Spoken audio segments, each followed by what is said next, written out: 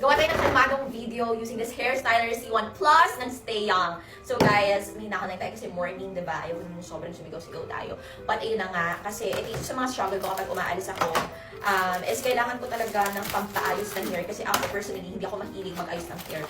Isa yan sa ayaw na ayaw ko. Pero ito, dahil nandito na ang ating hairstyle, hindi na ako mahihirapan. Dahil ang dami niya ng uses and benefits sa ating hair. So, hassle-free siya, masyado siyang magaan. Kaya, ayan, hindi siya for me, hindi siya pang heavy duty. Pero at least, magagamit niyo siya pang daily routine niyo sa hairstyling. Kaya sobrang perfect na to. Pakita ko sa inyo kung paano siya gamitin. It's color violet. Actually, I'm not a fan of violet colors. Pero, tingnan mo, sobrang ang elegante niya tingnan. Ito yung dryer comb niya. Ito naman yung round volumizing brush. So, ako, fan na fan ako ng ganito. Hindi talaga ako nagpa-plancha ng hair kasi ayoko ng unat na unat. Lalo na meron akong parang panot dito. Curler na rin. Same lang sila, guys.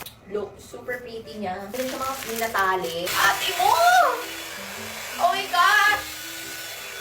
Ang saya!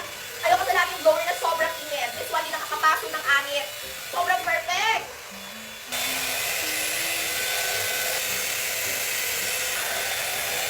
Ayan, basta ayun na to lahat, guys. Kung gusto niyo nito, ilalagay ko na sa yellow basket. Check nyo na lang. Go! Bilhin nyo na yung Stay Young Hair Stylers 1 Plus natin. So, bye!